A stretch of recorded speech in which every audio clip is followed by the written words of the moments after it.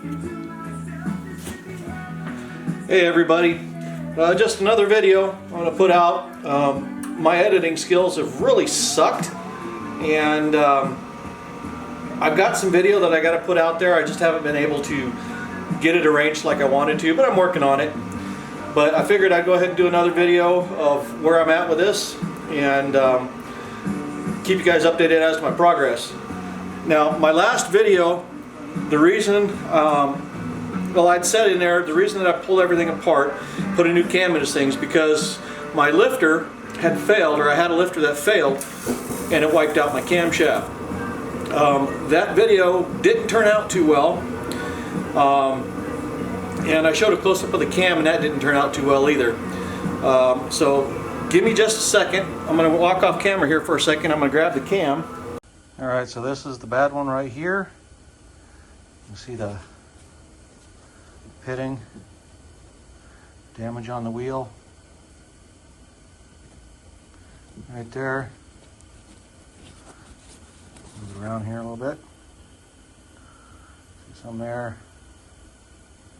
This is one right next to it, just as an FYI. One was nice and smooth. This one also has some lateral play in the wheel, up and down like this. That's the only one that I've seen like that. But that's it, and that's the one that took out my cam lobe. And we're going to show you just what happened here. Again,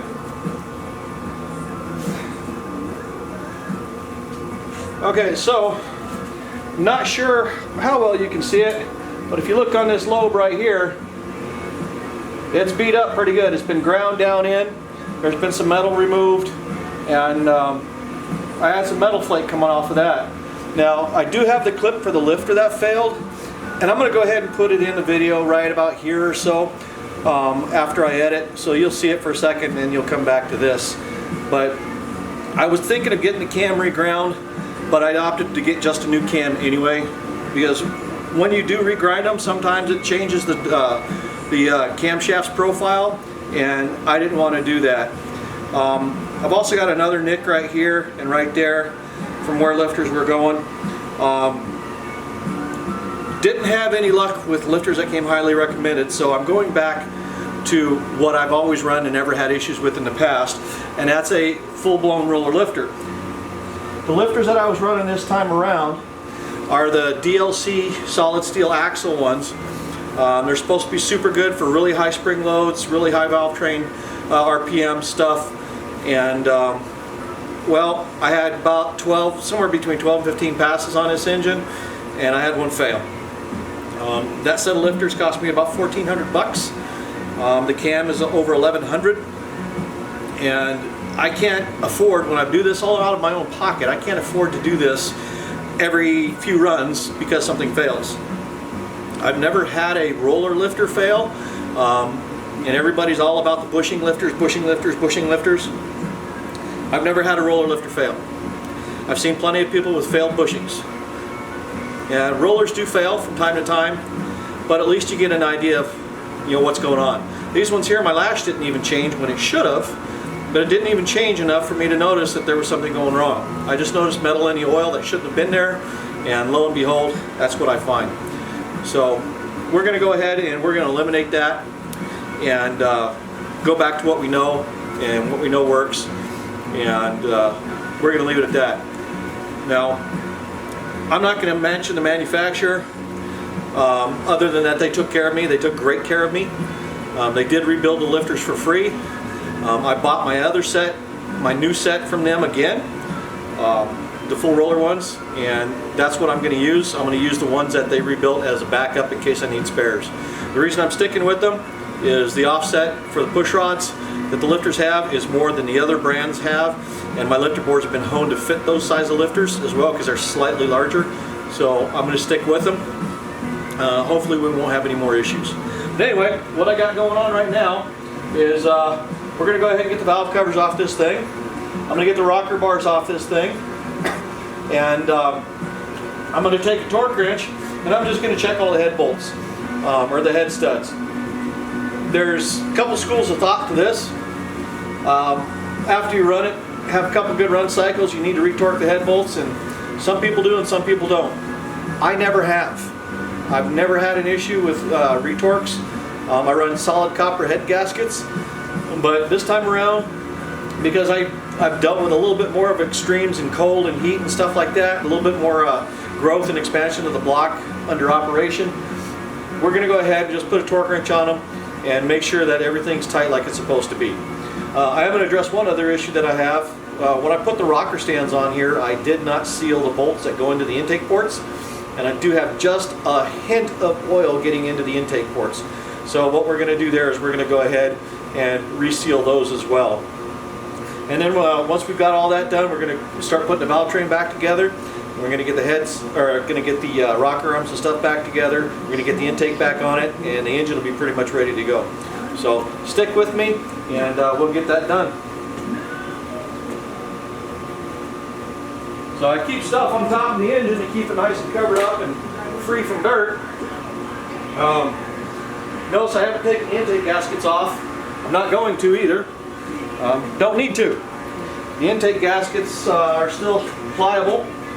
They don't have very many runs on them at all, and I don't see any real reason to replace them if there's not anything wrong with them. So just saving a little bit of money, considering how much I've already spent. You know, this isn't cheap. So, but it does the trick. Now, I went from a front-mounted distributor to a coil near plug setup simply because I wanted to ditch the distributor, and it was one less thing to go wrong. The other thing about it is when it comes to controlling the timing on this thing, especially when I'm spraying it on nitrous, is being able to control each and every individual cylinder. With a distributor, you got a pretty limited range as to how much you can do that. With this setup here, it's really easy. Really easy to control each individual cylinder. And it doesn't take a whole lot to make timing adjustments to it, or get everything dialed in exactly where I want it. So that's why we decided to go with it, and that's what we're going to run.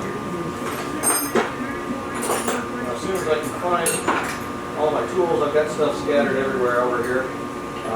Not exactly the most organized right now, but we'll get it. Now I'm going to clean up this wiring once we get everything back together as well.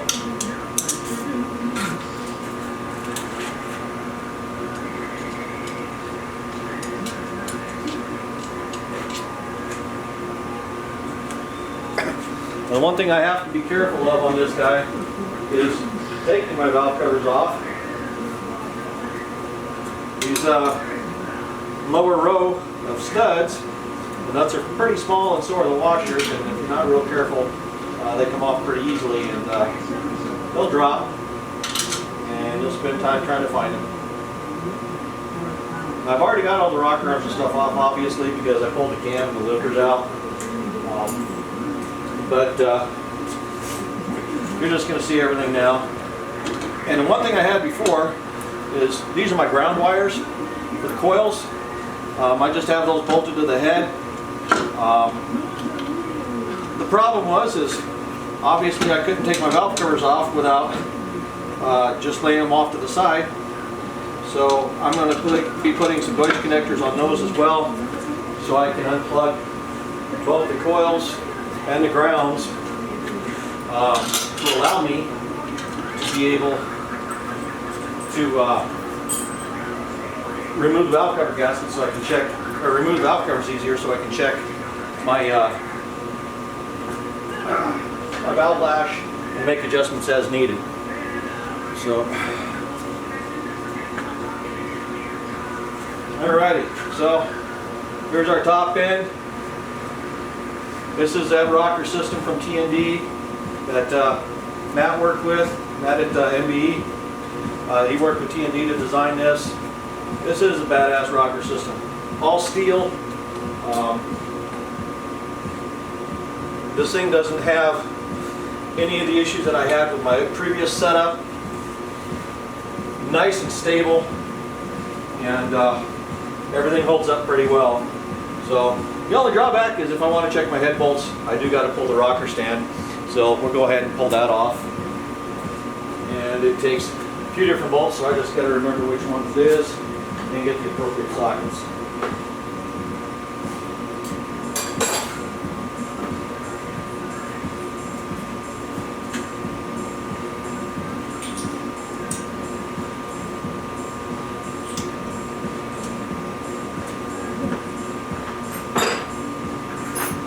Yeah, again, I apologize about the mess.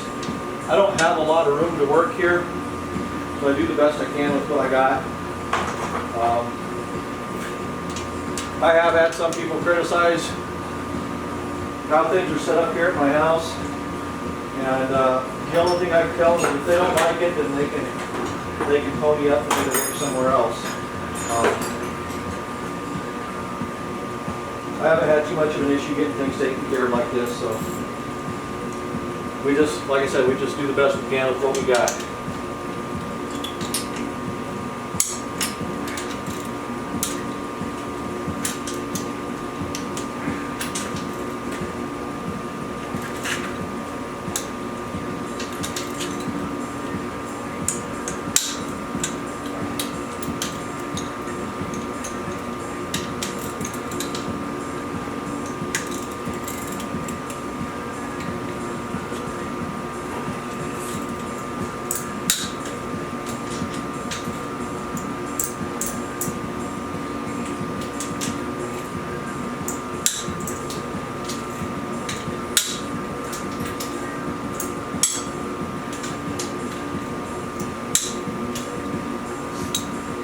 So the nice thing about this setup is that one-piece stand, it's all made of steel.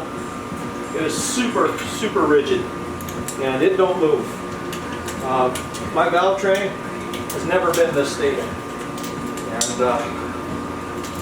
kudos to Matt, Bieneman at MBE, and T&D for designing this system based on their experience with what Matt's done in the past with NASCAR and some other stuff. They came up with a really, really badass system here. And I'll tell you what, haven't regretted spending the money. It wasn't cheap, but you want your engine to live. You want things to be able to keep running and everything. Well, you're going to spend the money, and I'll tell you what, I haven't regretted spending the money.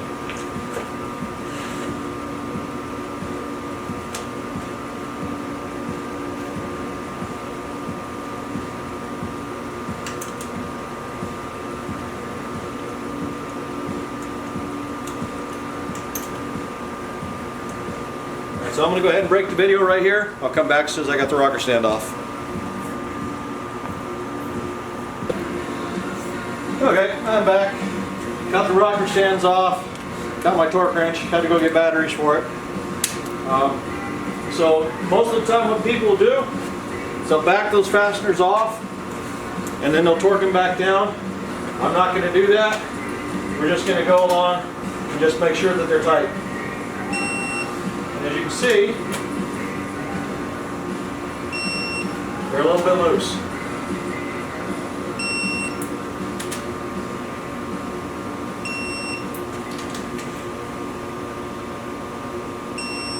I'm only going to 70 foot-pounds.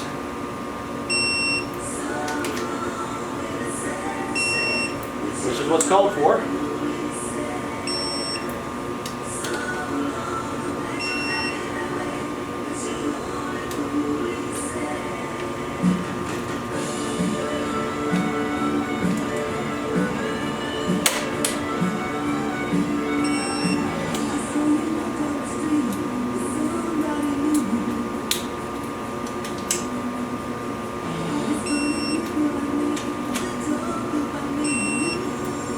Okay, now for these lower ones, there's a trick to this.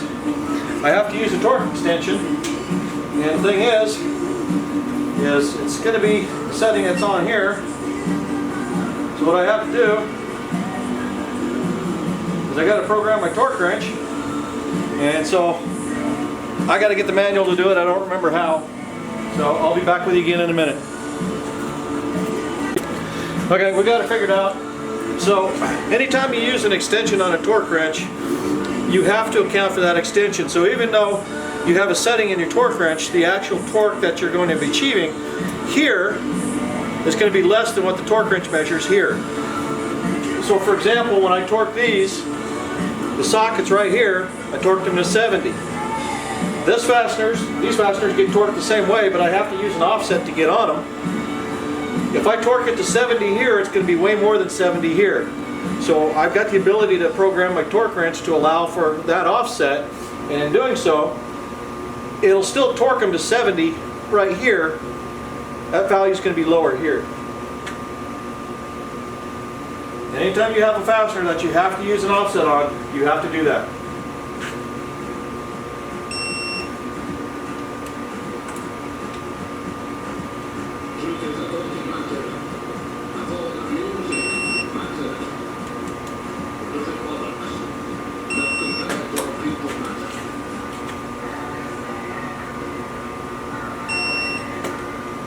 Okay, so now that I've got that done, I'm going to go back into the menu.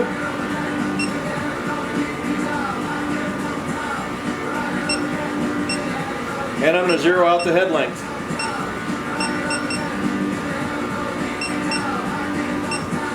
And that takes me right back to the original 70.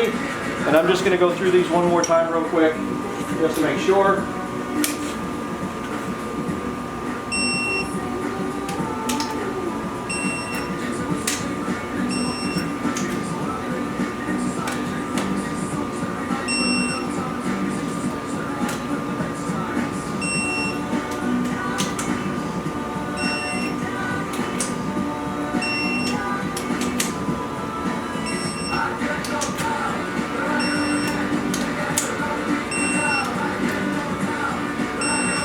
And that's it.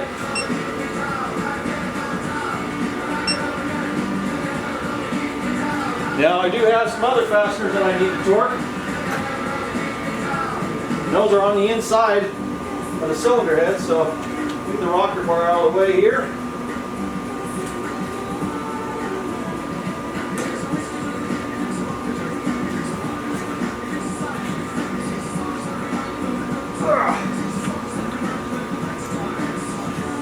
Never had one of these engine sets like this.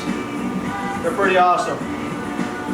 Okay, so right here, and then also on this side here and here, I have inside head studs that have to be torqued as well. And we're going to do the same thing with them. We're going to use the other torque wrench cell, a 3/8. We're going to go ahead and get on those ones. So we just need to set this one up, and those ones, I think, if I remember right, go to 35 foot-pounds.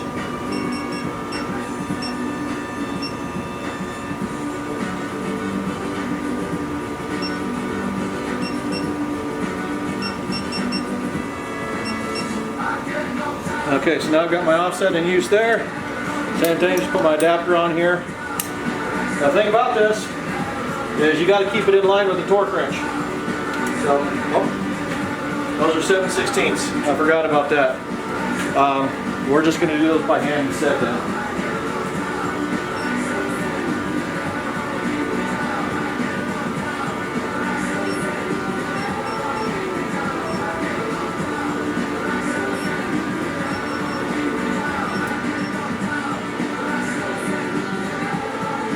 Sometimes you gotta remember stuff, and I kind of forgot about it, so not a big deal. We'll get it taken care of either way. So we're going to use the German torque method. Good and tight. We'll go ahead and do these while we're at it.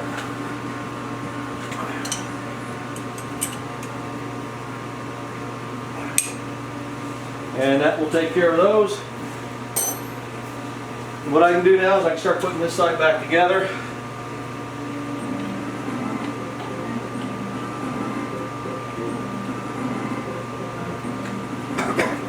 So we'll get our rocker stand ready to go back on. We're going to clean it up a little bit. Let's get some of the old oil sealer off of it.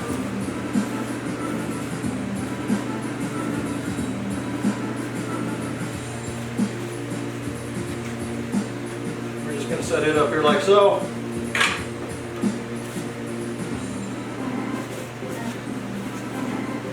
And we'll start getting our bolts put in. One thing to remember on these is sometimes, depending upon the application, it's going to have longer bolts in some positions than it has in others. That's the case with this one. The exhaust takes longer bolts than the intakes do. So you got to remember to make sure that you get the correct bolts in the correct locations. So I have 4 exhaust bolts. They don't need any sealer on them. We'll go ahead and get those started.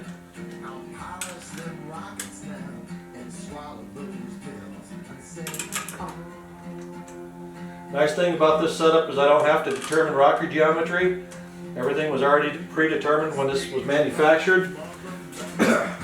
So the only thing I had to do is figure out my push rod length, and we were good to go.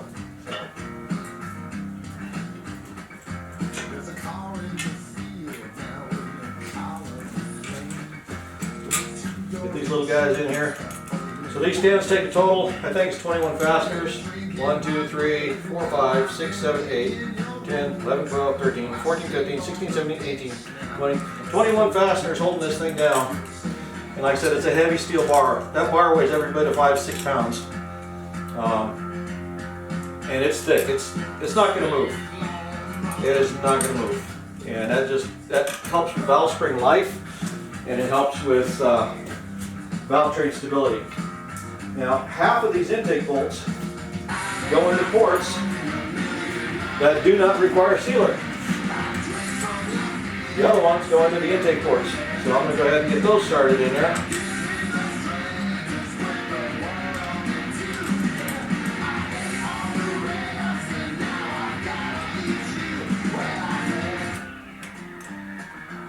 Now, as far as what kind of sealer to use, that's up to you. You use pipe dope. I usually just generally put a little bit of silicone on them. Seems to work pretty well. I use ultra gray. The only thing is, you got to remember is these things got to be clean and dry, otherwise it won't seal up. So I'll go ahead and get these cleaned up. I'll get the rest of these in. I'll get them all torqued, and then I'll get back on with the other head. Once I get both heads done, I'll come back with a video. I'll go ahead and start putting the rocker arms, valve train together, and I'll show you that.